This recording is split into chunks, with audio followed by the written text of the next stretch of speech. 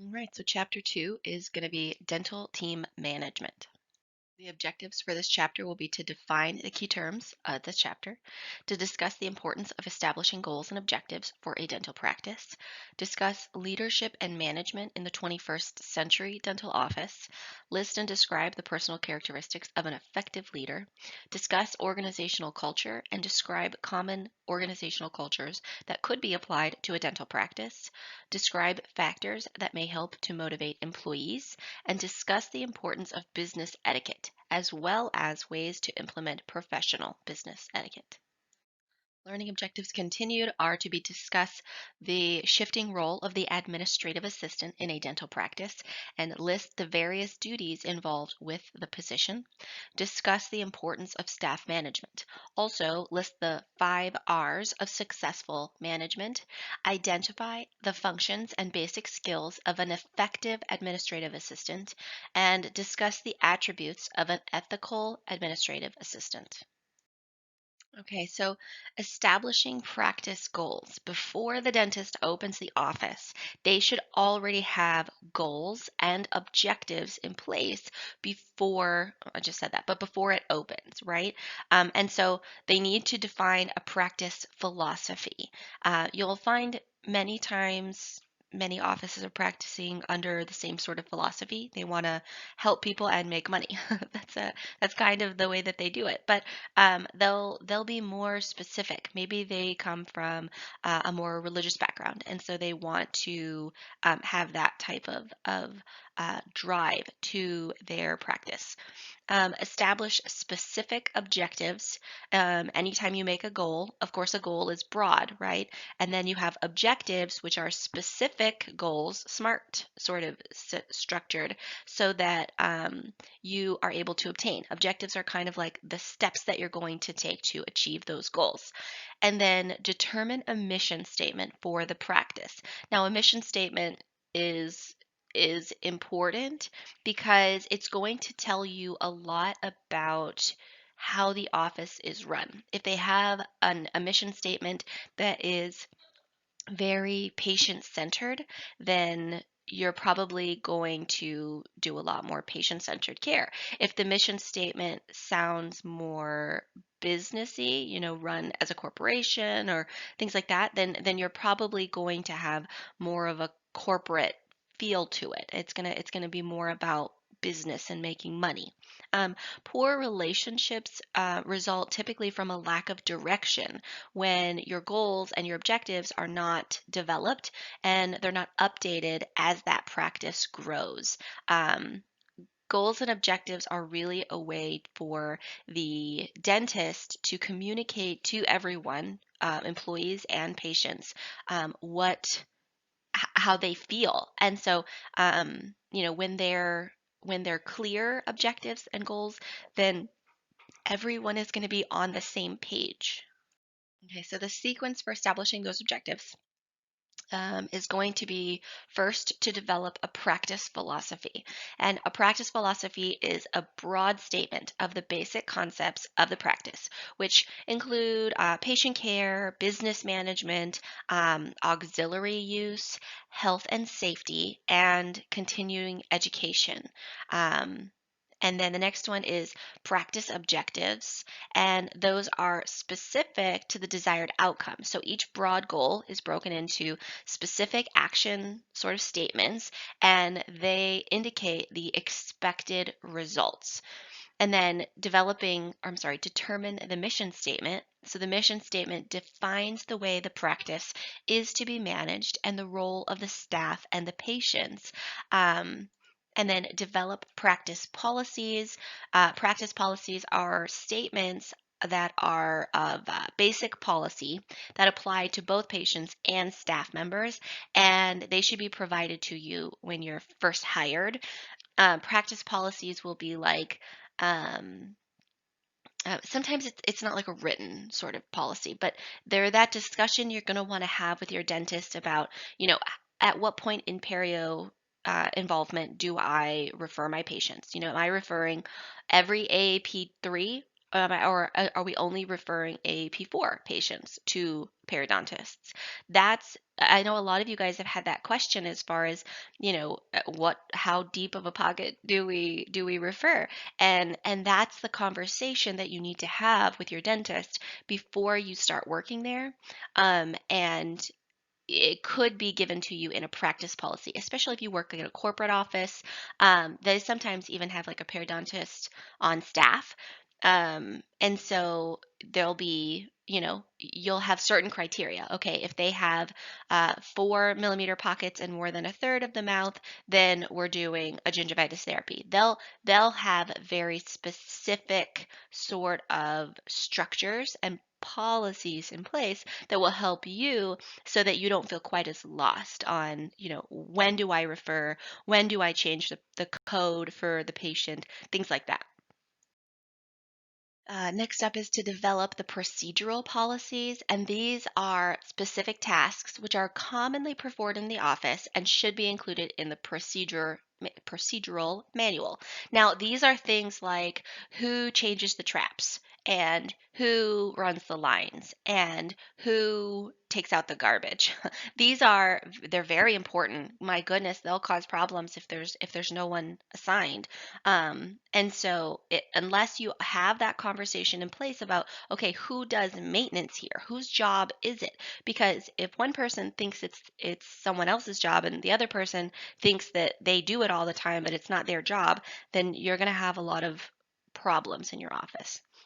Develop business principles. So the dentist needs to set specific principles that are for actual business activities, like the budget process and how they go about calculating bonuses and things like that. Develop practice standards. These are used to define the expected performance level of the dentist and staff. So plans for periodic review are a good idea. They're recommended, and they should be included in this.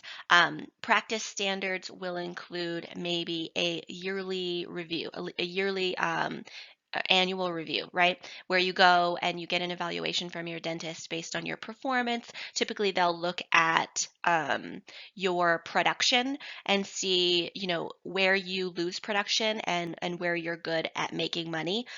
Some people are really good at selling fluoride, and some people are terrible at it. And then, other people have localized scaling all the time, and some people have it never. And so this is a good time to sit down with your dentist and say, here's what I think I'm good at, here's what I don't think I'm good at, and I want help on how to improve that. So that's practice standards. And then develop a staff recognition program. This is probably where most private dentists kind of they lose they lose sight of how important this is. But a staff recognition program will acknowledge the greatest asset of the dental practice, and that is the staff.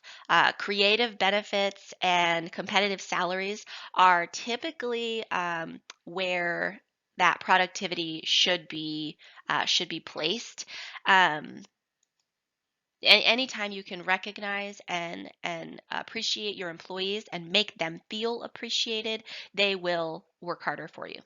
And then each of these things need to be reviewed and revised as your practice grows and as you incorporate new technology in your office. So, an effective leader today has to possess a certain set of skills. And don't get me started on leadership, because there have been hundreds I mean, probably thousands, if not hundreds of thousands, of books written on leadership and management. And these two things are not the same. Leadership and management are not the same things, but a lot of people kind of put them together and they smush them together. And that's why some managers are terrible leaders, and that's why some leaders are not managers. But anyway, an effective leader should possess these certain skills, and they should be practicing by a set of values. They should build a shared vision.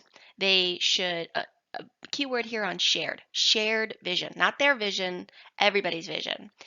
Maintain a commitment to service. empower others, reward risk taking, manage chaos, and know how to follow. These are not easy things. These are things you wouldn't necessarily think should be your focus. But if you are a leader, your focus needs to be on the people, not the goal. And when you are a follower, when you are an employee, but you're not one of the leadership, then your goal is the mission. Your goal is the goal, right? Your goal isn't the people. You're not your That's not your focus. I'm sorry. I used the wrong words there. So your focus is the goal. Your focus isn't the people. But when you're a leader, your focus is the people, not the goal. And if you focus on the people, the goal will come. Leadership and management are related, but they're different. And a leader in a dental practice is typically the dentist, although if you work in a corporate office, it could be some type of office manager or business associate or administrative assistant, depending on their title. To build a successful organization vision, all of the employees have to be involved, and the leader needs to be hearing them and incorporating how they feel into that vision. And I mean, the vision is really going to dictate the changes that are made to the mission.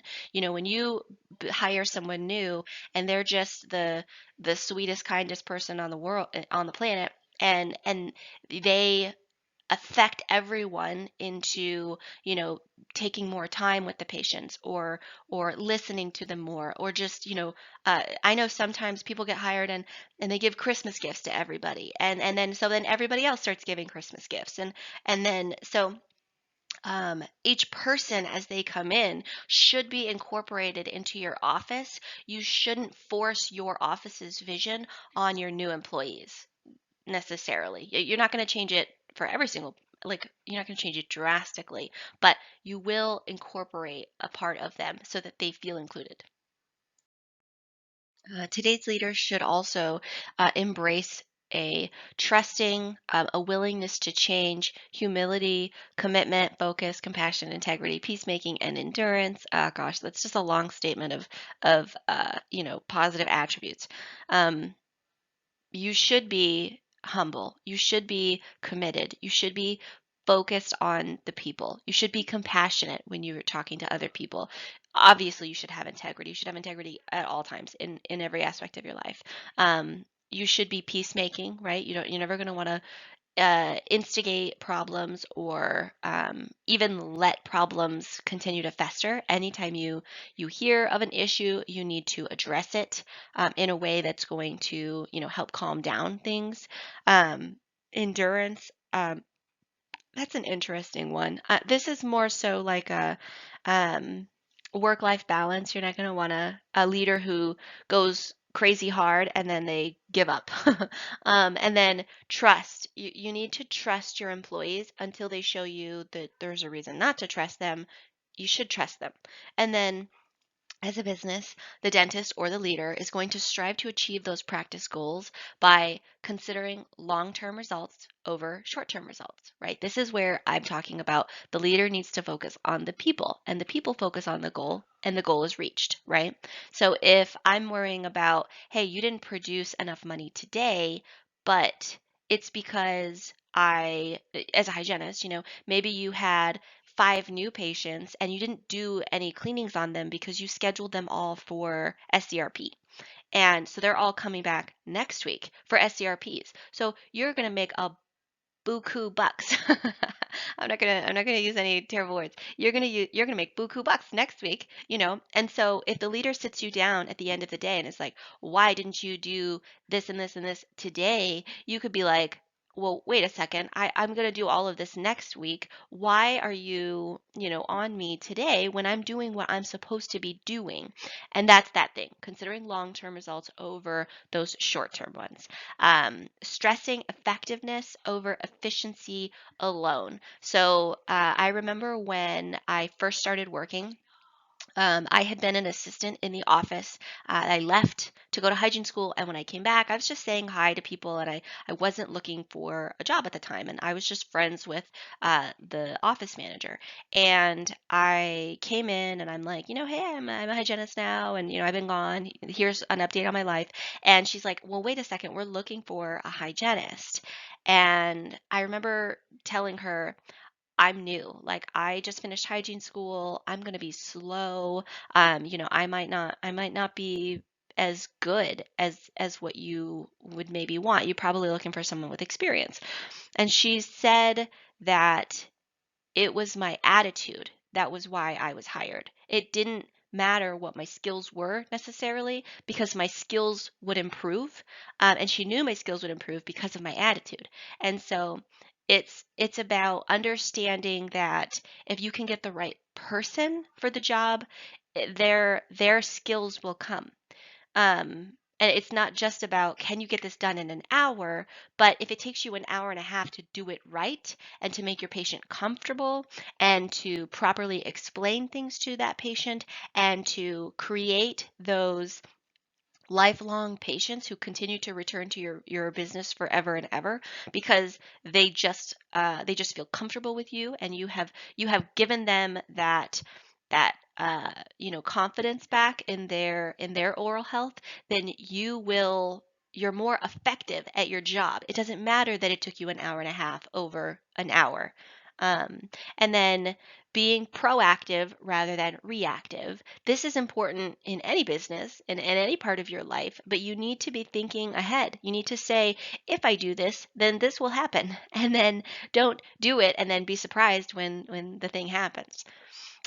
Being driven by plans rather than problems. You're going to find that there are a lot of offices out there, bless them, who are very problem driven. They're very reactive. So something terrible happens, whatever it was, they ran late, or their notes are terrible, or whatever it is, and they have a problem, and then they say, well, we're going to come up with a solution, and then they enforce some new policy, and then they try it, and then that policy is terrible, and then they go to a new policy, and they're constantly forcing you to shift your habits around, and that's reactive.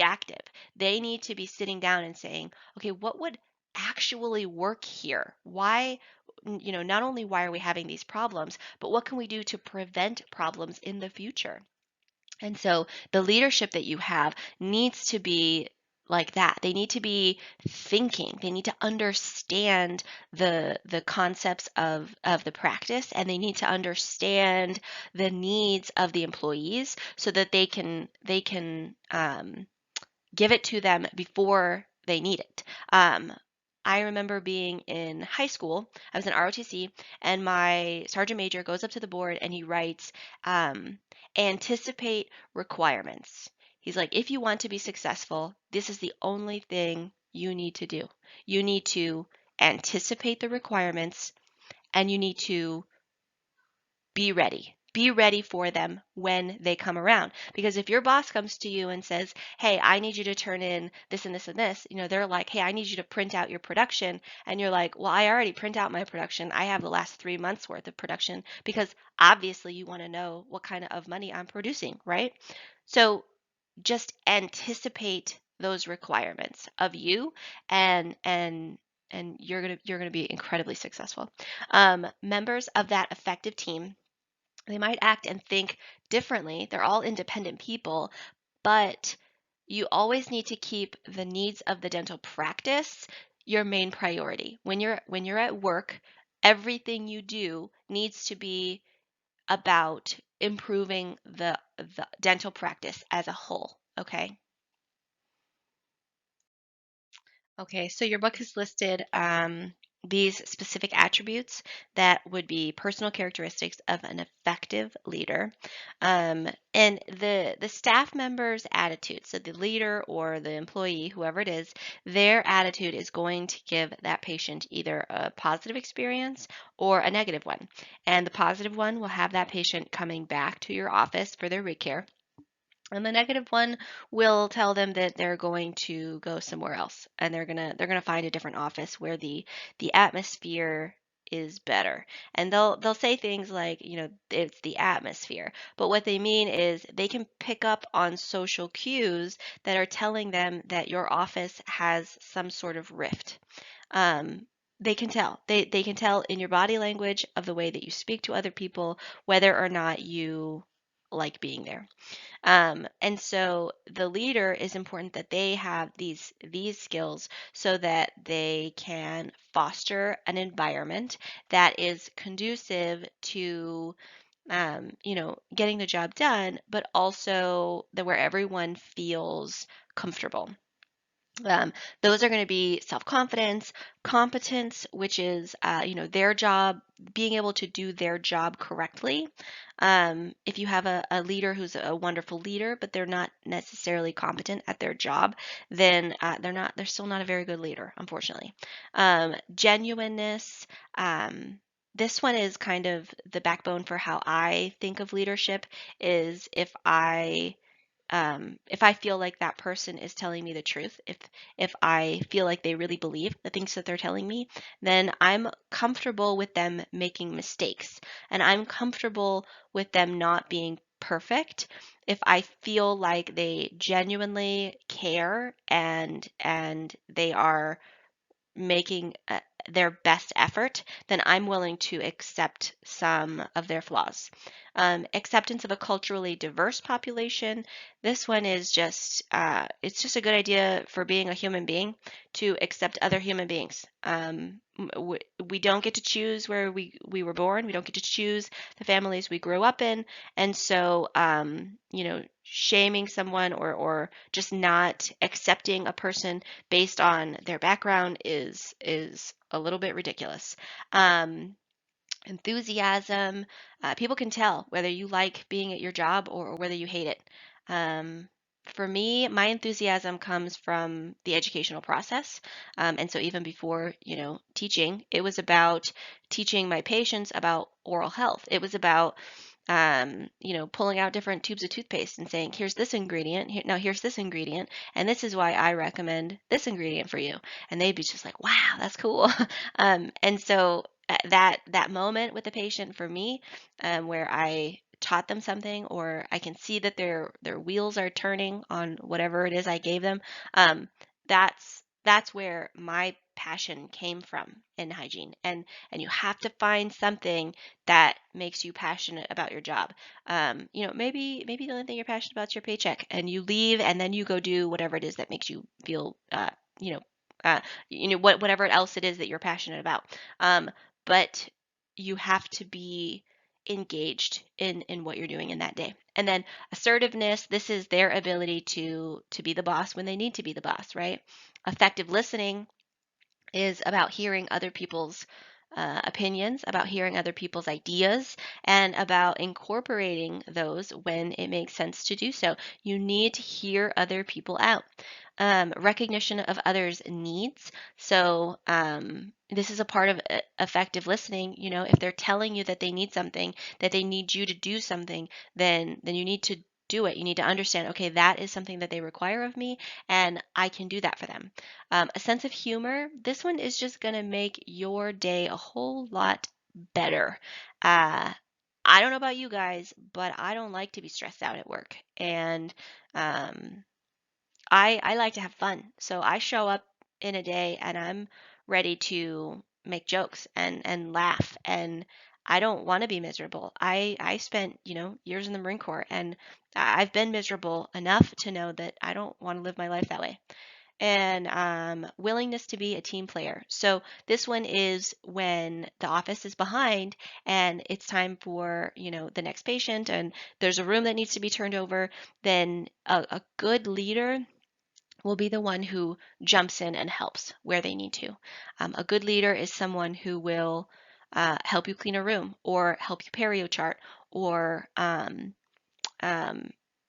they're not just someone who sits and listens to you, but they're someone who gets their hands dirty when they need to. Each person's values, though, every leader comes from their own background and their own experiences before. And so you as a follower or one day as a leader, depending on what kind of office you go to, um, you need to be aware of that fact that everyone comes from a different lifestyle, and they're not wrong for that. And that for me, effective leadership is about growth.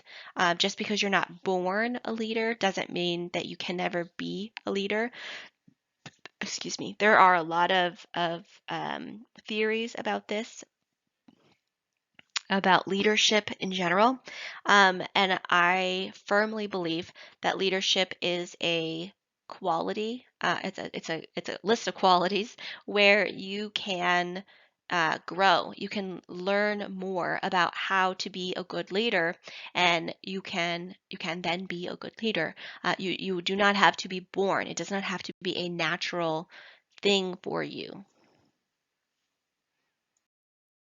So, organizational culture. This is something that it's really picking up steam lately because people are they're becoming more attuned to the soft skills, they call them, or the emotional sort of aspect of business, and how important those soft skills, which are actually communication and being able to read and interpret other people's body language, and to effectively maneuver social situations. That is considered a soft skill, but it's really important skill. Communication is really, really important, especially in dentistry. And so this term is becoming more and more well known in business. It can be a pretty complex sort of concept, but it's something that a dental office or organization is rather than what it has, which is a really fancy way of saying that this is an intangible sort of thing. And it comprises the attitudes, the experiences, the beliefs, and the values of the organization.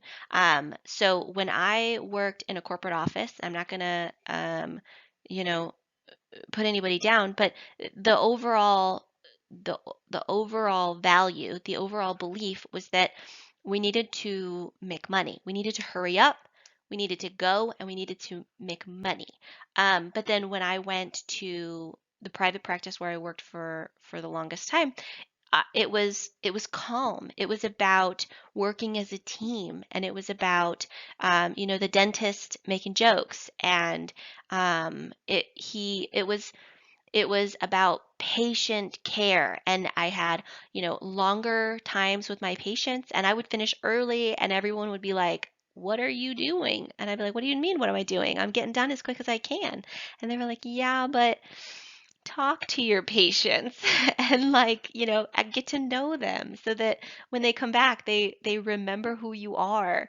And that was a different organizational culture that I went from, one that was more of a corporate office. And there's nothing wrong with corporate offices that are pushing to make money, because it's a business and everybody there needs to make a livelihood. But you just have to find what works good for you. If you like being super busy every day, and so that your day goes by really fast, you can make more money that way, then yeah, go for it. Have fun. But if you like kind of a slower, more social interaction, then maybe, a slower paced private office is more your steam. It's more your speed, not steam. Okay, so we're going to get into some of the common organizational cultures that are in this dental practices. And so the first one is power culture. This one is a culture that concentrates the power just among a couple of people, so probably the office manager and the dentist, right? Um, in the role culture, People are clearly delegated certain responsibilities, and it's very defined. If you think of like the military having like the rank structures and everything like that, that's going to be role culture. Everybody has a job, everybody knows what their job is, everybody knows how to treat other people, no matter what, right? Task culture are where teams that are formed to solve particular problems. If you think of like committees in the Senate, you know how they like form little groups, and then the little groups are the ones that make the decisions about specific topics. That's task culture. This is sometimes kind of like the front office, back office kind of thing, where if it's about what kind of supplies we're ordering, then we're going to do a task culture. We're only going to ask the people who are actually involved with the items that need to be ordered. Then that's their problem. They need to find the solution, right? Front office doesn't have to worry about that. In a person culture, this is where it exists when all of the individuals believe themselves to be superior to the organization. This is not a good organization. This is the one where you go in and everybody acts like they're better than everybody else, and everybody is always bragging about the things that they have. I've worked in an office like this where and I was just like shocked that people were like that. But you just get out of there as quick as you can. Um, Work hard, play hard culture is characterized by a few risks being taken, which give them a rapid feedback. And this is more so like in a large organization. It's a lot less likely to happen in a dental office, but this is just the culture that it is. Process culture is going to occur in organizations where there's little or no feedback. So you do whatever it is, and then you're like, did I do a good job? And they just, well, it worked. You're good. Move on. Um, you know, there's no do this better or hey, you did great. Blame culture is obviously it says it. It's blame. People blame other people for everything that goes wrong in their day, and they'd never take ownership for their own mistakes. This one's going to cultivate distrust and fear because you never know when somebody else is going to point a finger at you and say that you did that wrong, and then you're worried about losing your job. So that's not a good one for working in a organization. Multi-directional culture is going to be minimized by cross-department communication and cooperation. So this is kind of like the referral system, where the general dentist says one thing, and then they refer them to endo, and then that person refers them to perio, and so the patient gets kind of passed around a little bit. But it's a good thing because then we have more eyeballs on that patient, and they get more feedback, and it's a good way to work together to communicate and cooperate and really advocate for that patient. A live and let live culture. This one is going to lead to complacency. This one is where everybody does their own job. Oh, you made a mistake, but that's your problem. You deal with that. You do you, I'll do me, and everybody just goes home at the end of the day. Like, don't worry about anybody else. And that's not the kind of culture you want to live in, because if you're behind, then no one's going to help you out. And in the same token, if you're this kind of person, you see someone else behind, but you don't step in and help, you are a live and let live. In a leadership enriched culture, this is where people view the organization as an extension of themselves. They very closely identify with working there, and they feel like this is our office, even though they're not the dentist or they're not the owner. They feel like this is my office, and a this is the kind of place you want to work in. This is the kind of place where every person feels strong enough to give that extra bit of themselves into the organization. This is where people will take blame for things that aren't necessarily their own fault. People will come in on the weekend to clean up something, or they'll do whatever it takes in order to make the business successful overall, because they understand that if someone else is succeeding, then they are also succeeding. And it can be hard to live your life that way, to give that much of yourself to your work. But I think that it can be extremely rewarding, and it can be a wonderful place to work. And it's not typically easy to identify what kind of organizational culture that your office is when you do your 1 hour sort of interview, right? Like when you first do a tour and they show you everybody and they introduce you to everybody, everybody's going to be nice to you, okay? You don't have to worry about someone, saying something mean to you in your interview. But this is really where a working interview is the best thing to do because if you go work there for a day, you get to see how people deal with problems, and when you see how the office deals with friction or with conflict, then you'll be able to determine whether or not you want to work in that kind of office. This is an important one. So factors that motivate employees. The first step is recognition, and it's first for a reason. Recognition comes in front of compensation because, believe it or not, it's actually more important. It is more important to work in a place where you feel appreciated and where you enjoy going to work than it does going to a place where you're getting paid a lot of money, but you don't feel appreciated. Okay? And I know that sometimes that can be a hard pill to take, but it's worth more money to love your job than it is to make money, if that makes sense. So, um, most employees will work hard if they're recognized for their efforts and they're compensated well. For a leader, that means saying thank you very frequently, and that's going to improve rapport. But it's also if your office is doing well, everybody's working really hard, giving them fair compensation and saying thank you won't always be enough. That's where like profit sharing with like bonuses and things like that, those are going to be needed, necessary.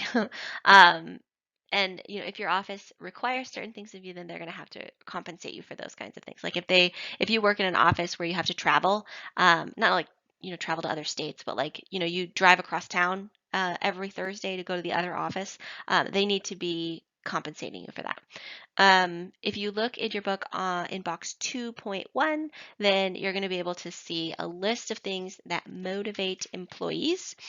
Um, the other aspect here, obviously, with motivating employees is going to be giving them challenging responsibilities. That's the one we haven't talked about yet.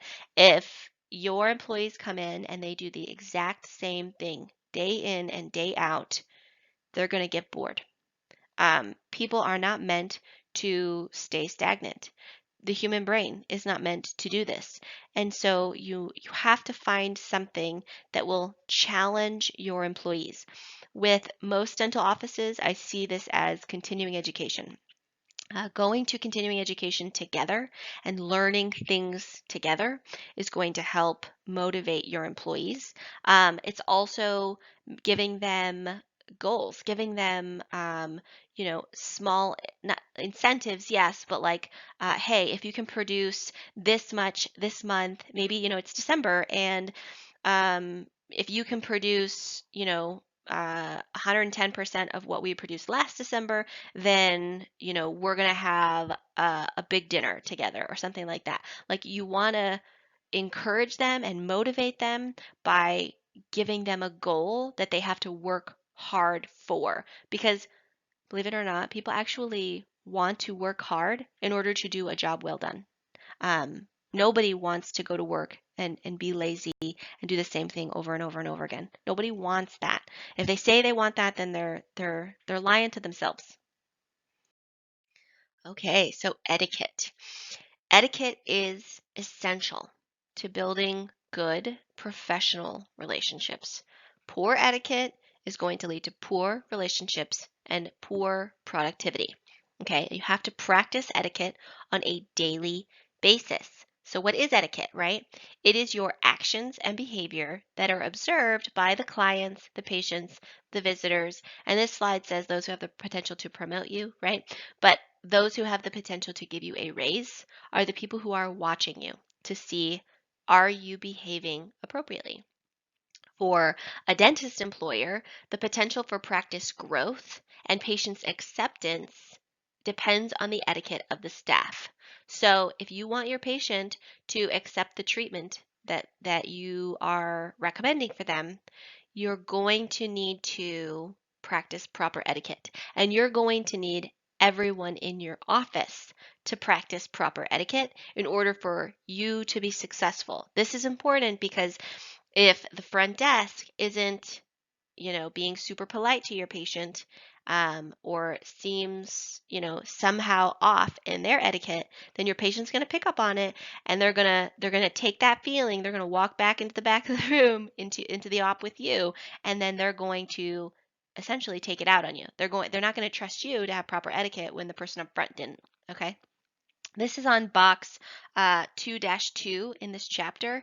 And so this has tips for professional etiquette. I'm actually going to read each of these to you because I think they are so important. So determine the office code of behavior. Obviously, that's like in the policies, right? Extend a friendly greeting to coworkers each day. This is something where I worked in one office and we never even spoke to each other. And then I went to the office where I worked for the longest time. I know I always talk about them, but they're just a wonderful office. And every single morning when I would walk in, someone would say good morning to me, and I would say good morning to everyone else. And that is important, that you acknowledge the other people in the room. Make introductions when individuals are not acquainted. It can be uncomfortable for someone when they don't know who other people are to come in and just sit there quietly. It's very awkward. Extend friendly greetings to people who enter the office. Stand when you greet the person. This isn't necessarily true if you're working front desk because there's a lot of people who come into your office. But every single person, as soon as they walk in, you need to greet them. Because if you don't, they're like, excuse me? Did anyone even see me? Uh, Introduce yourself. If you're speaking to them, you need to say, hello, my name is Jessica, and I am a dental hygienist. It's important. Talk to them. Extend a cordial thank you or goodbye when someone leaves the office for the day. Make sure you say goodbye to your patients. Maintain good relationships with your peers. So if you're fighting with your coworker, the patients are going to pick up on that. The dentist is going to pick up on that. Learn how to handle your rivals with tact. So maybe you don't like someone, and that's okay. You're not going to like everybody. I don't like everybody, but I don't let people know I don't like them. That you can't do that. You got to fake it, okay? You have to fake it with tact. You need to be polite and cordial with people. Be a team player. When someone's running behind, you go help out, and they'll do the same for you. Avoid becoming a do-gooder who seeks constant recognition. So you're not going to remind people that you're doing a good job all the time. Okay, don't do that. When conflict exists, learn to mend fences. So when someone is having a conflict with you, you need to go and say, "Hey, what's going on? Let's talk this out. Let's find a common ground here because if we don't, we're going to continue to have this very awkward, weird behavior between the two of us, and that's not cool." Um, Dress and act professionally when representing the office at conferences or seminars. You may not go to conferences or seminars, but anytime you are representing your office, you need to look the part. Okay, I know we wear scrubs, but you don't roll out of bed and put on wrinkly scrubs. I'm the worst at this because I have pets and I put on clean scrubs, and then of course someone's going to touch me at some point before I leave. I have 4 pets. So I always am covered in dog hair and cat hair. And I have a million of those little lint rollers because I'm constantly having to lint roll the hair away. But I have to do it. I had a huge one at work, and I would come in and I would lint roll before I left the house, and somebody would touch me, or I'd go in my car and pick up fur, and then I would come into work, and it was kind of like the joke where everybody would be like, "Oh, there you go, lint rolling," and I'm like, I know. And then somebody would always offer to get my back for me. It was ridiculous. Um, but you need to look the part. You need to be professional. For a lot of us, it means putting on at least a little bit of makeup. I hate to tell you that because I don't think that your appearance necessarily equates your competency, but looking the part for some people is going to be a big deal. Some people will think you are less qualified if you look like you have not made an effort. Does that mean you need a full face of makeup? No, that doesn't. But you do need to look like you made an effort with your physical appearance in order to look professional.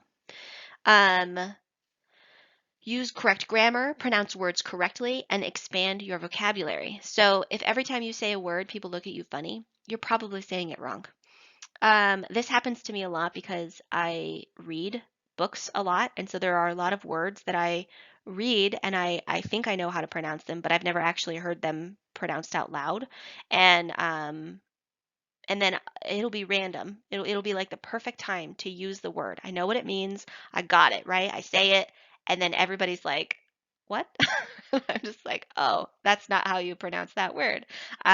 This happened to me. I remember I used to say the word facade, but I would say facade because that's how it looks, and I'd read it in a ton of books, so I thought I knew what it was, but of course, it's yeah, that was a facade in my mind. Um, Explain technical terms in an understandable language without being demeaning. This is tough, but we practice this all the time in private practice, where you want to be technical with your patients. You want to tell them, "Hey, this is periodontal disease," but then also break that down. Tell them what that means. It means you've lost bone around your teeth that are supporting your teeth, and that is going to over time cause your teeth to become less stable. They're going to get wiggly and fall out. And you continually pull down the vocabulary, the language that you're using to where okay, we're on the same page now. But you got to pick up on social cues whether or not you're offending them by talking down to them. It offends me almost every time I go to the doctor because they always talk down to me, and they're like, "Oh, you have an infection," and I'm like, "Okay, well, is it MRSA? Like, what are we talking about here? What kind of infection?" But anyway, make patients feel important. Discuss issues that are of interest to them. This is really good. As a dental hygienist, you are going to learn a lot of things about a lot of other things besides dental hygiene. Patients are going to want to talk to you about their careers. I have one of my favorite patients was he was an engineer, but he worked for a company that built satellites that tracked weather patterns. Like, I know so much more about meteorology and satellites than I ever thought that I would. And I like that about that. I like that education aspect of talking to patients because while you can teach them something about oral hygiene, they can teach you something about something else. Introduce yourself to a new patient. Shake hands heartily, it says, to extend a warm welcome. So anytime you meet a new patient, you are going to want to shake their hand. If you have a hard time with germs, then you need to carry hand sanitizer.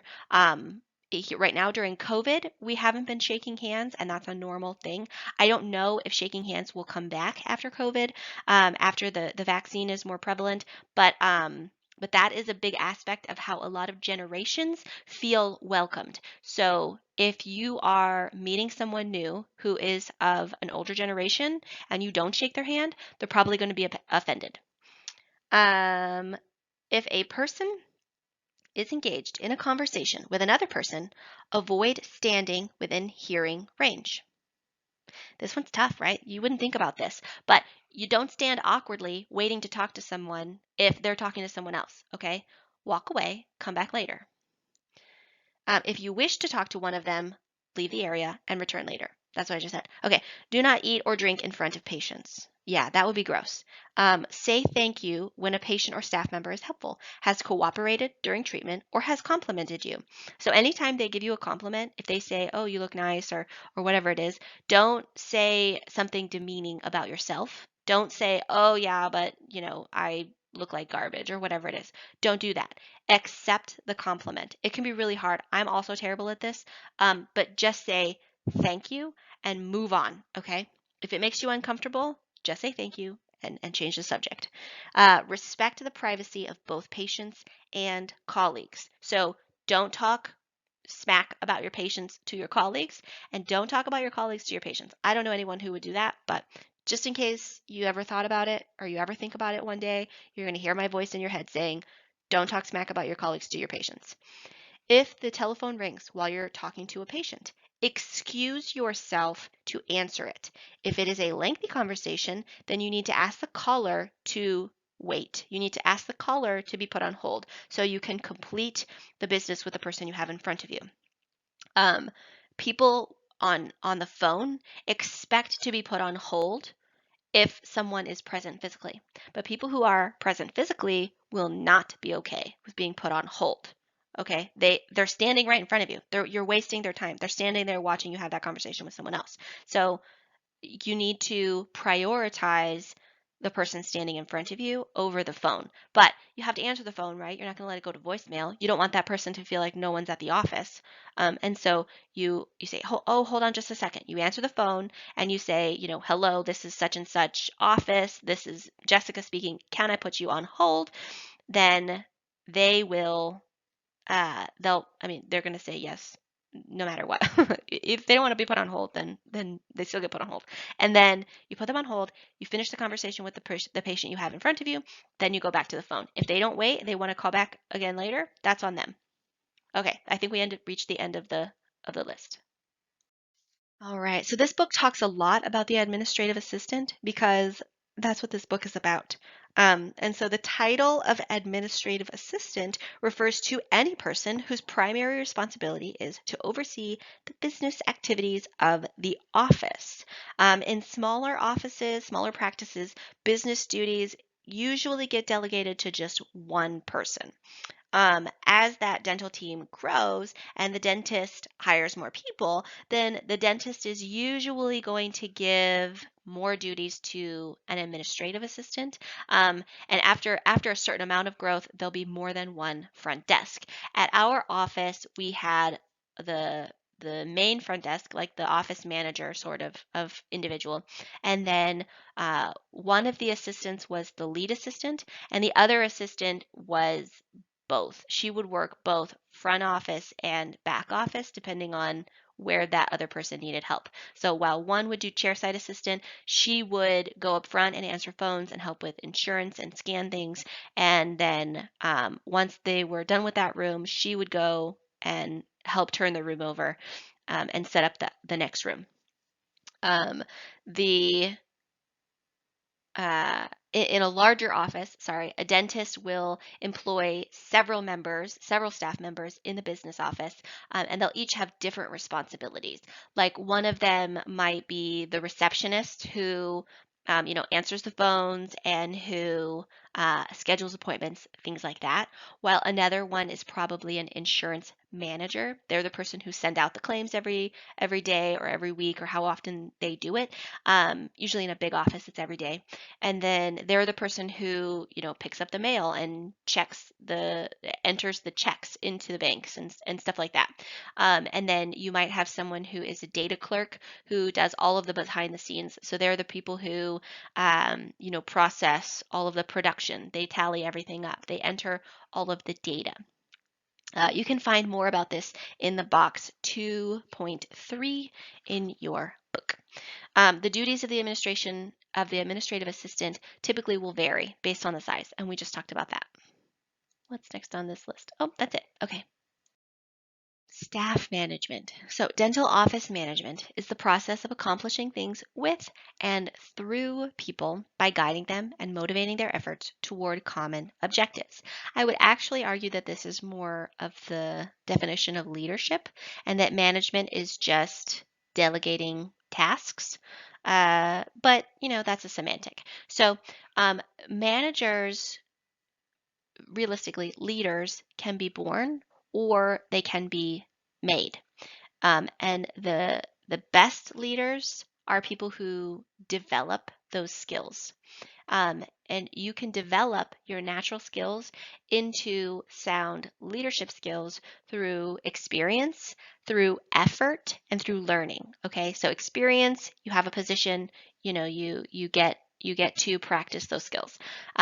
Effort is when you're not the leader, but you practice those skills anyway.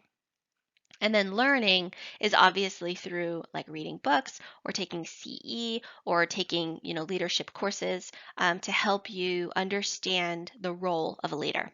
Um, management is the art of leading a team to accomplish goals and objectives while using skill and care. A good manager is also a leader. As you advance into managerial positions, though, you'll find you'll make mistakes. And you need to own up to those mistakes, and then you need to learn from them so that you don't continue to make them in the future. There are hygienists. I know as a finishing hygiene school, it seems like you would never work in a position like that. But I know a lot of hygienists later in their career actually switch over and become office managers. And so this would not be unheard of for you in the future. Okay, so successful management can be attributed to five basic R's. There's responsibility, respect, rapport, recognition, and remuneration. Responsibility is going to be about duty or obligation and follow through for the completion of a project. So employees should be delegated the tasks that they are allowed to be delegated, right? Withheld responsibility implies that the manager or the employer does not feel that the employee is capable of the task, and so retention of that employee should be questionable. If you're not giving out the responsibility to your employees, then why do you have employees? Okay. Respect is consideration or esteem that's given to another person.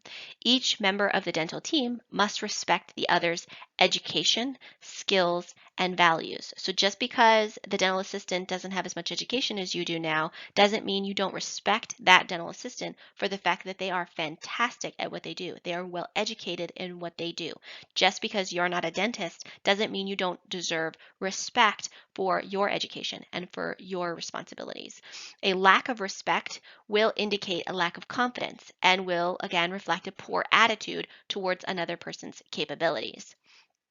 Rapport is a mutual trust or an emotional relationship that exists among each person between the coworkers.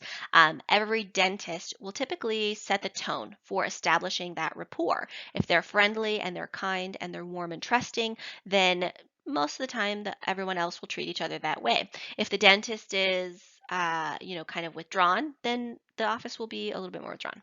Um, Rapport in the office is effused to the patients, which means they see it, they know what's going on, and they recognize how well the team works together during stressful times, and how they enjoy each other's professional relationship. So I I liked it when we were busy, and someone else was super like running around like a crazy person. I loved being able to jump in and help and talk to people and be like, hey, I've only got two things left. Can you run the instruments for me? And so having that rapport with people though, and joking around as you are working through your day, which it may or may not be fun for you, but you're going to take the perspective that I'm going to have fun no matter what. Recognition is a verbal praise or recognizing the employee or their credentials, right? So a person can be recognized for doing a good job or for like special achievements. Maybe they've produced a bunch of money or they convinced so and so to accept treatment, right? Remuneration is monetary recognition of achievement. This is where they are compensated for. I feel like this R is kind of a stretch. They could have called it something else. But anyway, remuneration is when you are given a bonus for that achievement. So most of the time, employees will say that they're working really hard as long as they're compensated for those efforts. Remuneration should be based on the education level of the individual, the merit of their performance, their longevity, and their cost of living. I remember working in an office where um, we would get bonuses every week based on if we hit our production. And even though I was working like a crazy person, my bonus was actually less than the administrative assistance bonus, and it was a base fee. Like we hit a certain tier of bonus, and we would get a certain amount, and if we hit the next one, we would all get a certain amount. And everybody got the same amount except for the administrative assistant because she had more responsibility there. The more money we made, the more work she had as well. And while I felt, wait a second, like I'm back here working my butt off, I have to appreciate the fact that her job is insane. The amount um of dealing with people and doing insurance claims and answering the phones and collecting all that stuff, that is a lot of work. And so um her remuneration was based off of the importance of our accomplishment. Okay, so we're going to actually skip the next couple of slides because we're not administrative assistants. This one too. Okay, so we're still not administrative assistants, but this ethical aspect of respecting the dentist, using communication, um, practicing ethically, this applies to us. So make sure that you're following law and ethics. If it feels wrong, it's probably wrong.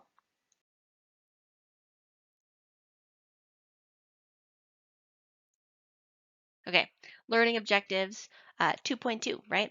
We're going to define communication. We're going to discuss how important effective staff communication is and describe channels of communication. Describe various ways to empower employees. Discuss how to successfully conduct a staff meeting. Effectively manage conflict in the dental office and describe barriers to staff communication. List and discuss the advantages of hiring a skilled administrative assistant. Describe how to manage time efficiently, including how to maintain daily schedules. Explain the purpose and components of an office procedural manual, including the contents of a personnel policy. Describe hiring practice techniques. Explain the use of pre-employment testing. Conduct an effective and legal interview. This is going to be important for us. We're going to definitely talk about this. And then describe new employee training. Describe the process for evaluating employee performance and explain the process of terminating an employee. Okay, so staff communication. Communication, obviously, is an essential element in management and becomes a vital link in establishing meaningful relationships among you, the dentist, and other members of the staff, and the patient. Communication is essentially understanding and being understood by another person, right? Positive, constructive staff communication will improve the overall success of your dental practice. And here in your book in box 2.4, there is the suggestions for creating positive staff interactions. So we're gonna go through those together. We're gonna help others to be right rather than wrong. This one is so profound for me. So argue for someone for once. Whenever possible, have fun. Be enthusiastic. Seek ways for new ideas to work rather than reasons why they will not. Be bold and courageous. Take chances. I feel like that one's super vague, but it's on there. Um, Help others to achieve success. So when you empower others, it will empower you. Um, Maintain a positive mental attitude. Go into each day thinking, I'm going to do something today that changes someone else's mood. I'm going to do something good that makes someone else smile or makes someone else happy. And it's going to have this just amazing ripple effect. Maintain confidentiality. If someone confides in you something, respect the fact that they confided in you, okay? Verify information given to you before you repeat what you hear. Avoid gossip. This one can be tough sometimes in certain dental offices. Avoid gossip. So if you physically saw whatever it was happen, then you can say that it happened. But unless you saw it, you don't get to say what happened. Speak positively about others whenever the opportunity arises. Any chance that you can say something kind to someone else, you should do it. But every chance you can say something kind about someone to someone else, that's the key here. Is my dentist didn't pay me to say good things about him in his office, but every chance I could, if the compliment fit for him, I was going to give it to him because he deserved it. My dentist was amazing at doing anterior fillings. He could pick the shade perfectly. He would buff those things until they were. I would have a hard time. I'd have to dry teeth and like scratch the enamel with my Explorer to be able to find an anterior filling. They were that good with loops and a light. So every chance I got for a patient, that they had a chipped front tooth or they had a filling that they was discolored or, could stand being replaced, I would say things like that, that he was an artist when it came to um, uh, making front teeth look aesthetically pleasing. So every chance I could say that to my patient, I would. And I would never, I don't think I ever physically said it to him that I thought that he did a really good job on those things. So, but I know he knew that I was saying those things. Um, Speak positively when others arise. Say thank you for kind gestures or a job well done. Um, there is a whole discipline out there on gratitude, and if you haven't already done some research into the power of gratitude and how it can absolutely change your life, then I think you should go down that rabbit hole for a little while because I spent probably 3 months doing a gratitude journal. Um, it was before I came to work here. I was still working at my old office, and I had a moment where I got a little burnt out, and I sort of tripped on a book about gratitude, and it completely changed the way that I went to work every day. It completely changed the way that I felt about work every day, and it is part of what drove me to come and work with students and all of that. So go down that rabbit hole. It's worth it.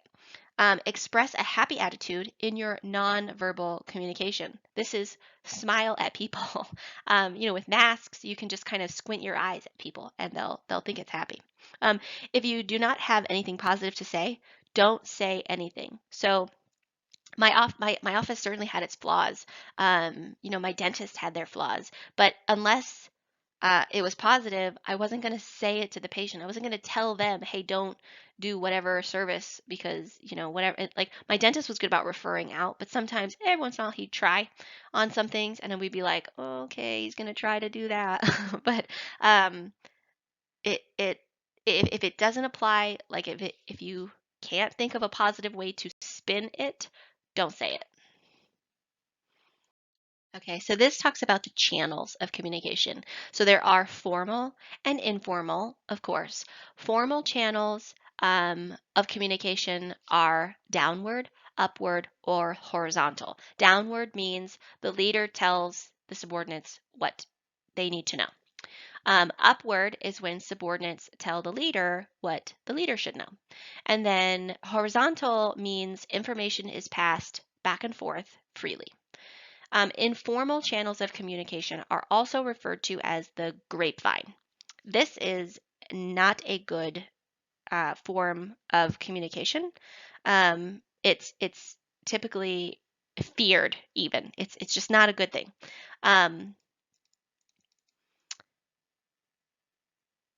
it typically what happens here is rumors. So grapevine, when you hear something through the grapevine, right? It means that you heard from someone who heard from something, who heard from someone, who heard from someone, right? That's a grapevine. It means it's been traveled along kind of a while. And anyone who's played the game telephone, right, where you say one phrase on one side and everybody whispers it as it goes through, gets to the end person and it sounds it's not even the same phrase, right? That's what happens in grapevine communication, okay? Just because if you saw it physically, you saw what happened, you get to talk about it. But unless you physically saw it, if you heard it from someone else, you don't get to talk about it, okay? You don't have a firsthand experience of it. You are a grape now on the grapevine, and don't be a grape, okay?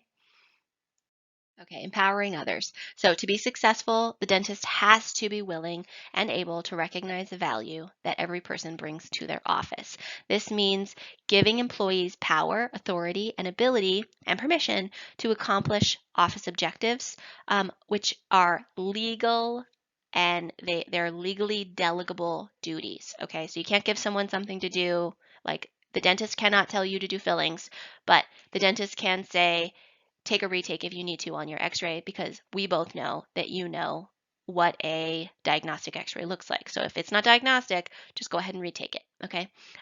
So that is where that delegation can come into play. Empowerment is when you put power where it is needed. Okay. So if a person is really good at something, but it's not necessarily their role, like for instance, I work with the San Antonio Dental Hygiene Association, right? And like I'm fairly technology savvy. So I have been given a lot more of the technology sort of aspect jobs than maybe I would per se in being the secretary, but it's because I'm good at it. I should be the person doing those things. A dentist who gives employees the power, ability, and profession is going to have an edge over the competition. Someone who relies on their employees is going to have an edge because every team, when they work together, they can accomplish more than any one person could ever possibly accomplish. Empowered employees behave responsibly. They take ownership of their job and their company. They understand. They're actively engaged with their company, and they identify with that. They know how they're doing, and they understand that there could be consequences for their job, and so they will do a good job because of that. Um, because empowered employees are included in determining solutions to the problems, they get to have direct input. And then, with having direct input, they work harder to make their ideas work, right? We're all willing to work for our vision, but we might not be willing to work for someone else's vision. So if we can have a shared vision, then we'll work toward it, right? Empowered employees are typically happier than those that are not. This is going to be in box 2.5 in your book if you'd like to read more about how to empower employees. Okay, conducting staff meetings. There's two types of staff meetings that are kind of normal in a dental office. The first one is the morning huddle. I worked in offices where we always had a huddle in the morning. We would always, list through the patients I saw that day, that I was going to see that day, and I would say, this person has this going on. I'm doing this with this person. This person is a child. This person is, I'm doing sealants on that child, things like that, so that people knew, like, hey, right before lunch, Jessica's doing sealants, so she's gonna need, some help, or she's gonna need the light, or whatever it is. I'm gonna need certain equipment based on my day, and so that was our way of planning our day out so that we could be successful. I knew what was coming. If I knew I had a kid coming, I'd already have a tray laid out with all the million different Profi Place flavors so that the kid could have a good time picking out a flavor. Okay, so if you plan your day with the huddle and you communicate to the other members of what you're doing, and they communicate to you, hey, at this point, we're going to be crazy busy. I'm going to need to borrow your operatory, or I'm going to need to borrow whatever it is, then we were going to be more successful. If I knew I was going to see 6 kids that day because it was spring break, then the assistant and I both knew that as soon as we could start that autoclave in order to get my instruments run through again, the better off we were. Okay, that is very important in being successful on a day-to-day basis, but having a daily huddle is going to make you successful overall. Then there is typically a monthly team meeting or a staff meeting. This happens all the time in corporate offices, but a little less so in private practices. Sometimes it'll be like every 6-month meeting. But a monthly team meeting for staff is usually where you go over some of the finer points to help improve production. So you'll talk about some communication. Typically there'll be like a team building exercise. I did one once where we went on a scavenger hunt. We had to like drive different places. We had to like go pick up a collection of items from the shopping center that we were in. They were all free, don't worry about that. But, it was really fun. We had to work in teams, so, like, I was with someone else, and it was definitely a good way to, have fun with the people that you work with. And then also, we talked about, communication. So some of the tactful ways to go about saying things to our patients that we needed to say. Okay, so conflict. Conflict's going to happen at some point, at some time. Either you're going to rub someone else wrong or they're going to rub you wrong. Conflicts between an administrative assistant and employee or between a patient and a member of the staff are normal, but they shouldn't happen very often. Okay, if it's happening often, it's a problem with the person, not the situation. Regardless of the nature of the complaint, the administrative assistant should review the details of the complaint and seek to resolve the problem quickly. If the patient is complaining about a staff member, then typically you will, talk to the staff member about it, let them know that, hey, that patient made a complaint. In hygiene world, typically that hygienist doesn't see that patient next time, so that person will go to a different hygienist.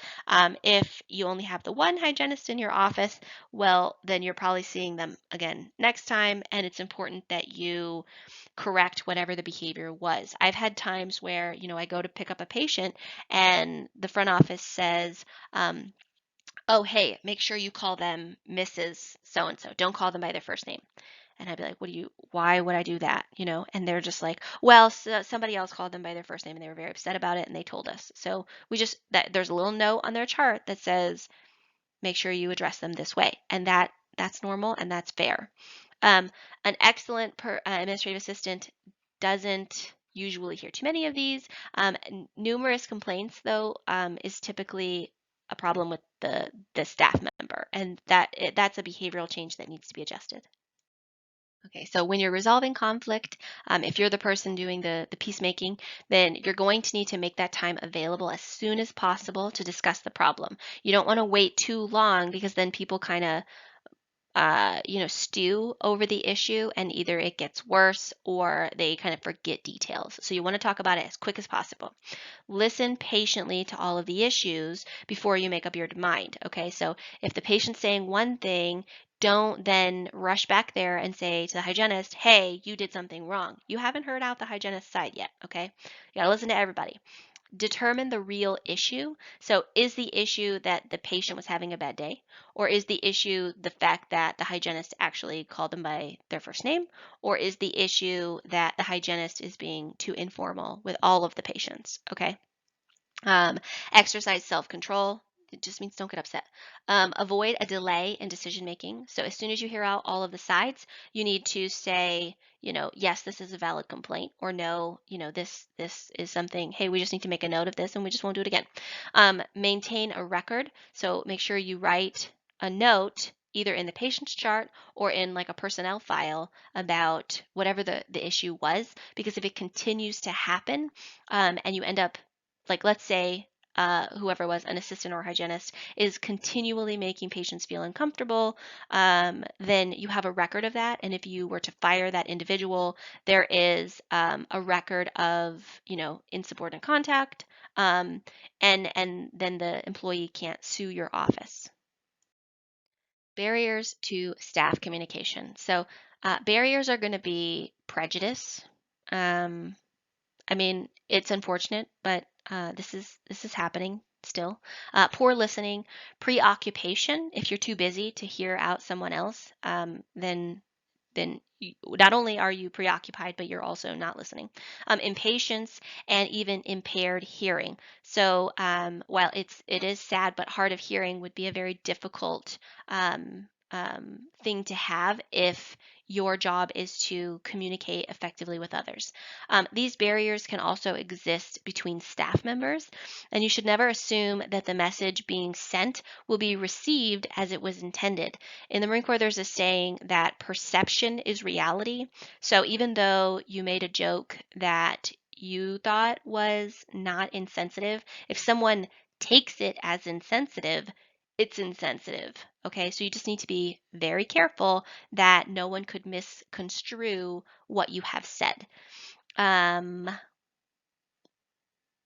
Using like an evaluation tool, like a questionnaire, can sometimes help assist in determining whether all of the channels of communication are open and accessible to everyone. That's something that you would want to make anonymous, because if they don't feel comfortable telling you, like, hey, so and so never hears me out, then they're not going to want to put their name on a piece of paper saying so and so never hears them out. So just letting people have like that kind of anonymous box of grievances is a way to help break down some of these barriers of communication.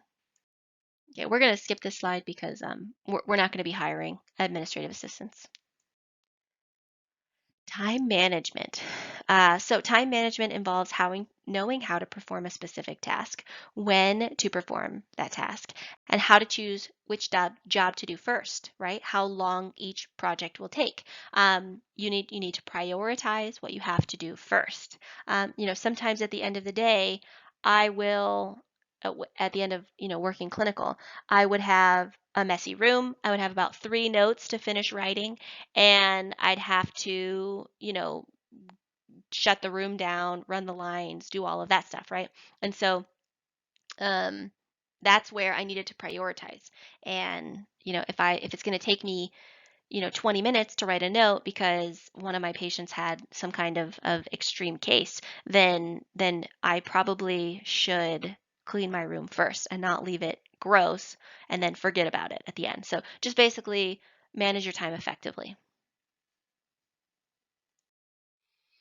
Maintaining daily schedules. So typically there is a to-do list. I don't know if you guys have ever seen, I have a big binder full of lists. I have these little squares and I write out whatever it is I need to do, and I fill in the little square whenever I finish it.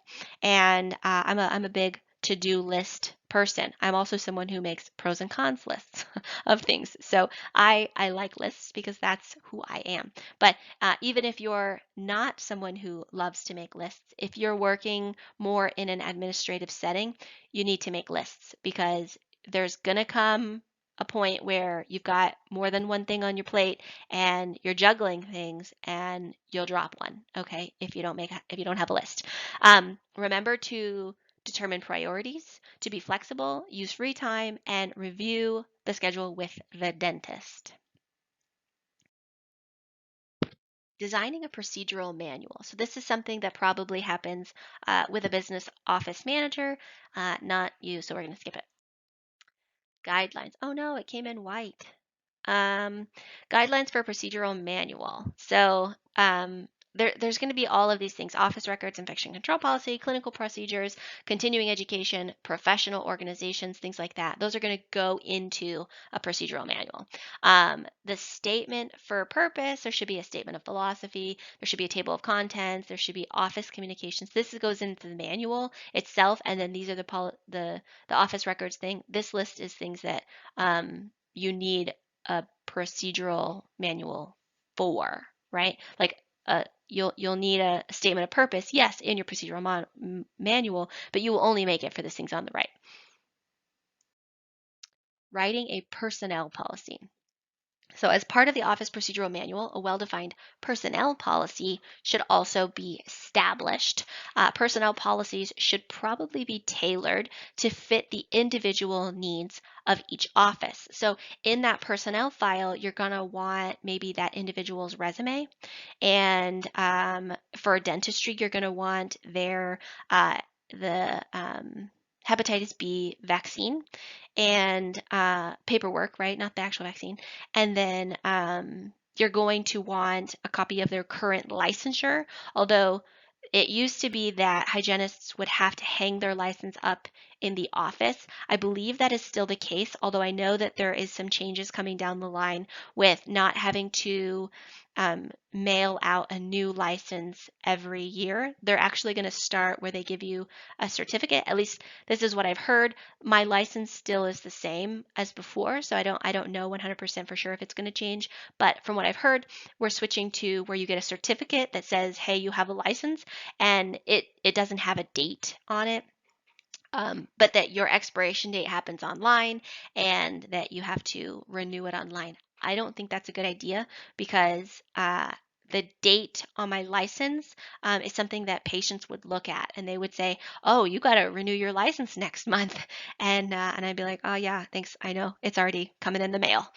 But that's going to be all in the personnel policy file. And then obviously if there were any conflicts, you would put documentation of that in something like this. If you have a tiny office, you probably don't have a ton of stuff in there. If you have a really big office, you're probably putting all of the paperwork from everything in that. Writing a job description is not something that you're going to need to do as a dental hygienist. Writing a job advertisement is not something you're going to need to do as a hygienist. I will say there are quite a few job advertisements that are absolutely ridiculous. They ask for things that are ridiculous. So in this class, I'm going to say this in the lecture here, and I know we're an hour and 24 minutes in, and it's a very long time for you have to sit and listen to me. So what I want you to do to get extra credit for this is you're going to go online. You're going to find a job advertisement for a dental hygienist, and it's got to be something specific that they ask for that is a soft skill, like having a bubbly personality, right? Something like that, which feels rude to ask for, but um, is a soft skill, is something that that office is looking for based on their current environment. They're looking for someone upbeat. They're looking for someone enthusiastic. They're looking for someone who's going to show up and take initiative and have a good time and have a sense of humor. And it's really hard to ask for those kinds of things in a job description because people get offended, right? Don't ask me to be positive. So if you do this, I will give you a 1% boost on your um, on your resume. Um, don't tell each other because it's your job to listen to these lectures. If you don't listen to these lectures, you don't get an hour and 25 minutes in, you don't hear me right now, then I don't think that you deserve to get the extra credit. So this is going to be on the side. You're going to email it to me. When you find the job description, you're going to copy and paste it. It needs to have the date on there that the job was posted. It needs to have whatever the company is that's hiring, and it needs to have that job description in there. But if you send it to me, I'll give you the boost, okay? This is all going to happen under the table because I want to encourage you to listen to the lectures. So don't tell everyone. Interviewing prospective employees. This is not something that you're going to do as a hygienist. You're not going to interview people. You do typically get to work with them during the working interview, and then you get to, have an opinion about how that person interacted with the team. Typically, that the leader in the office will talk to you about, but usually you don't do the initial interview. Legal considerations. So hiring has a lot of legal considerations that you can or cannot ask an individual when you are hiring them. And so it is illegal to discriminate against any work eligible individual when hiring, discharging, recruiting, or referring for a fee. You are not allowed to ask questions about their race or their ethnicity. You're not allowed to ask them questions about their age. You're not allowed to ask them questions about their marital status. You cannot ask them questions about if they have children. You are only allowed to ask them questions that have to do with their ability to do the job that you're hiring them for.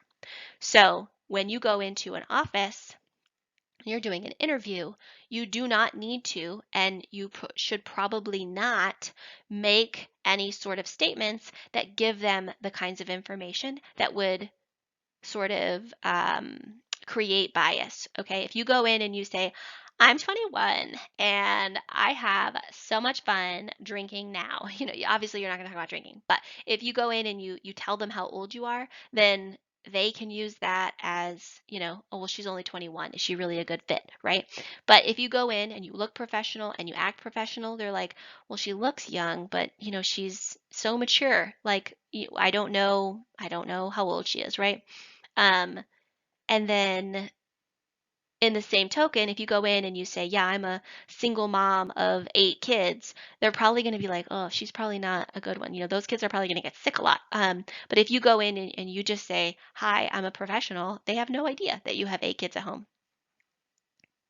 Um, it's a violation of federal law to hire an unauthorized or an illegal alien, right? All of you are legal citizens because you are going to school here.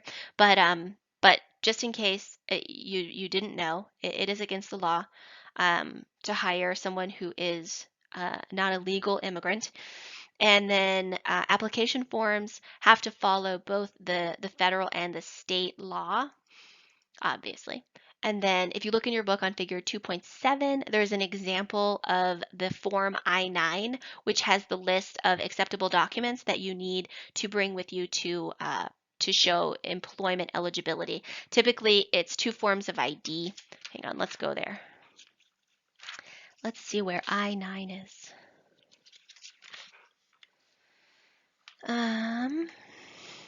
So yeah, this is figure 2-4. It shows you what the things are. That list is on figure 2-4 continued. It has list A. You have to have one of those, or you have to have 2 in the list B or list C. So most of the time I bring my driver's license and I bring my social security card, and that's it. That's all I ever need. Pre-employment testing. So sometimes businesses like a dental office can use professionally developed standardized tests to verify knowledge, aptitude, and skills during a selection process. Sometimes private sector employees are considering drug and alcohol testing as pre-employment requirements. So when I was hired to work at Concord, I did have to take a drug test. When I was hired for working at a different office, I had to take a drug test. Sometimes private practices don't do it quite as often. But if you go to work for a corporate office, it's almost 100% sure you're going to have to take a drug test. Um, and the company pays for it. You get paid to go and do it, but you do have to take those kinds of tests.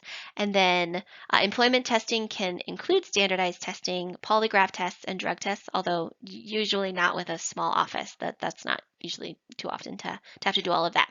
Refusing to hire a candidate who has some sort of status like HIV or AIDS actually is against the law as well. So depending on, if your patient or your applicant is pregnant, you can't discriminate against them for those kinds of things.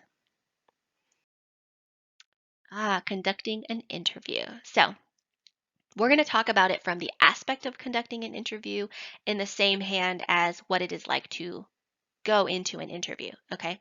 Because we are going to do an interview with this course, we're going to talk more about what exactly is required of you for an interview. But this is a really great way to look at it from the opposite side. So before you go in, you need to gather information about every candidate who applies. You need to look at everyone to see who all is qualified for this job. Typically, you're going to want to choose more than one person to interview so that you have options, because while they might look great on paper, they may not necessarily be a good fit for you in your office with their attitudes and their behaviors. You're going to develop an outline of questions that you're going to ask that you feel pertain to the importance of their role that they need to play. So if they're a hygienist, they probably need to be a compassionate or empathetic person, right? And then you're going to select the interview location. This talks about using a neutral location like the lounge or the conference room to make your candidate feel more comfortable. Most of the time, it's conducted in like the conference room where they do conferences with patients. Or I'm sorry, consultation in the consultation room is typically where those kinds of things happen. Although being conducted in the dentist's office is also like the most common area that something like this occurs. During the interview, there's 2 main functions. So you need to gather information about that candidate's qualifications for the job in a non-discriminatory manner, right? You're going to ask questions about the things they put on their resume. You're going to say, oh, you went to school here, right? And they're going to be like, yes, that is where I went to school. And you're like, you have a license, right? And they're going to be like, yes, my license number is this. You're going to convey information to the candidate about the office and the specific job responsibilities. It is important that that whomever is hiring you tells you what you're supposed to be doing at that office, okay? You're not going to go in and the whole time they're going to ask you questions about what you can do for them, right? They need to tell you, this is what we need from you. Can you do these things? Because you don't you don't want to get hired somewhere where they want you to do, your job plus an assistant's job, but they don't tell you that and you don't know that, right? When you begin the interview, you want to introduce yourself. You want to explain the purpose of the interview. This is when you're conducting the interview, when you're the interviewer. You have to introduce yourself, explain the purpose of the interview, and to do your best to get that person in a relaxed environment. It's a nerve-wracking thing. So you want to try to calm them down in any way that is appropriate for you. You want to establish rapport. A lot of times there will be questions about like, where have you worked previously? Oh, does so and so still work there? And you usually, after a couple of questions, you can find somebody that you both know. Even being kind of a newer hygienist in this area, the interview I went to with my doctor, we had a mutual dentist that we both knew, and I had worked for that other dentist, and he knew him, and so it was kind of um, it just shows that we're in this network together. Um, the interview will usually consist of asking questions, obviously, listening to those responses, and then answering questions and providing a transition from one topic to the other. To another. The interviewer is the person who's going to really lead the way through that interview. The interviewee is only going to be responsible for responding to questions and to like asking questions that they may have at the time that they're asked to ask questions. So you don't go in and start, asking a whole bunch of questions and leading the way. Okay, that's not what an interviewer wants from you. They want you to come in, answer the questions that they have, and then if you have questions, you get to ask them at the time they tell you you can. Um, So a lot of the questions that they'll ask you can be direct, they can be indirect, and they can be hypothetical, right? Which means that it's not a real life situation. We're just pretending of that situation. What would you do in that case, right? They will be to provide that interviewer with a glimpse at the candidate's philosophy, their values, and how they go about reacting to certain situations. Again, only ask questions that you intend to use to help you make that decision about whom to hire. Okay. Don't ask questions just because you're interested. Don't ask questions just because you're curious, because you like the other person. You can't do that. You can only ask questions based on does this make this person more hireable over someone else? Okay, so things like you that you can ask would be, are you available to work overtime? What are your career objectives? Where do you see yourself in 5 years? Are there any reasons you might not stay with us? Things you can't ask about, again, are their age or their weight, their marital status, their place of birth. So if they are a legal immigrant, you cannot ask them like where were you born, right? If they have the proper documentation that they are legally eligible to work in the United States, that is all that you can ask, okay? You can't ask if they were born here or they were born somewhere else, okay? Because that is a perceived as potential discrimination. Um, they cannot ask you about if you have disabilities. Now, sometimes in a hiring process, they will allow you to elect to put that you are disabled in an effort to show whether or not you would be capable of the job requirements. For instance, if you were in a wheelchair and it's an office that's not very accessible to wheelchairs, or they only have foot pedals for the way that things are run, then you might not be eligible to work there based on your disability, but only because that's what the job requires. But if it was a different type of disability, they can't ask you that. They cannot ask you your religion. Goodness, don't let them ask you that, and don't talk about that. And then lawsuits or legal complaints, if it's pending, they can't ask you that. If it was something that you were not convicted of, they don't have access to that. If you were convicted of a felony, then you do have to disclose that. Um, Conducting the interview. So opportunity for the applicant to tour the office is a really important aspect of the actual interview itself, because you want that person to see where they would work and to know, am I comfortable with this environment? Am I comfortable in this situation? You want to give the opportunity for the staff to meet the candidate. So when you walk them around, you're going to introduce them to each person that you come in contact with, because that you need them to see their coworkers. You need them to be able to see who they're going to be working with, because they may or may not want to work with those people. And then inform the candidate of plans to make a decision by a certain date. This one is the one I hear a lot of, I went to an interview, when will I hear back? And you'll hear back typically within a day or so. It's like the kind of the usual turnover. They should give you a date. So I'm going to have an answer for you by the end of the week. And if they don't have an answer for you by the end of the week, it is appropriate to reach out and ask if they have an answer. Okay. It's not appropriate to say, did I get the job? It's appropriate to reach out and say, hi, I was hoping to speak with you more about that position and see if the position has been filled. If there's anything further that I could do to help you assist with your decision-making process, please let me know, kind of thing. You want to do it in a really tactful way. After that decision has been made, like you do an interview, right? Usually, in hygiene, they'll schedule you a working interview. That's kind of the next step. And they don't hire you right then, right? You do the working interview. Now, typically at the end of the day of your working interview, they'll either say, we want to do one more working interview, or they'll say, I'll have an answer for you by the end of the week, or they'll say, we're ready to hire you. Come in on this day. Can you start on this day? Kind of thing.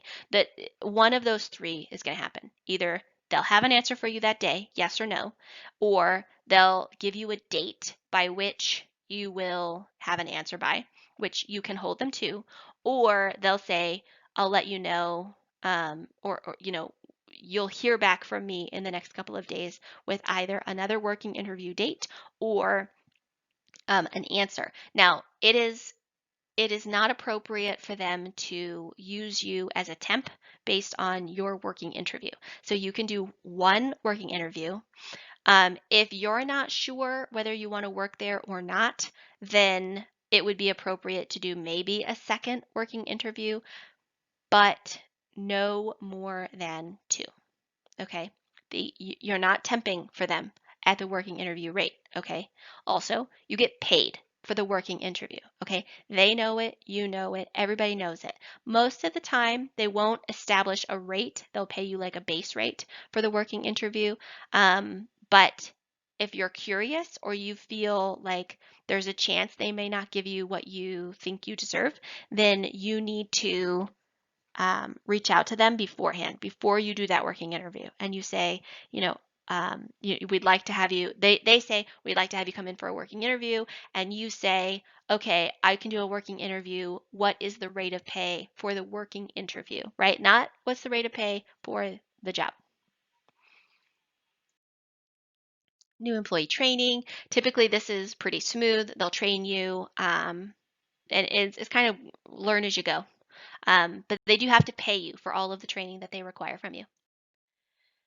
Evaluations should be done periodically, and systematically. So either every 6 months or every year, depending on how your office is run.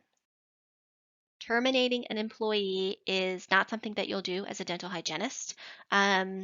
And there needs to be a process in place. You need to have a whole host of reasons why, and it needs to be an ongoing issue. You have to have told the person, you have to give them a warning, right? Then you document it. Then you give them a written warning, and of course you document that as well. And then the final step is the written termination. So 3 strikes and you're out. Okay, any questions about this? I'm so sorry it's such a long lecture, but this one is probably the longest lecture of this whole week.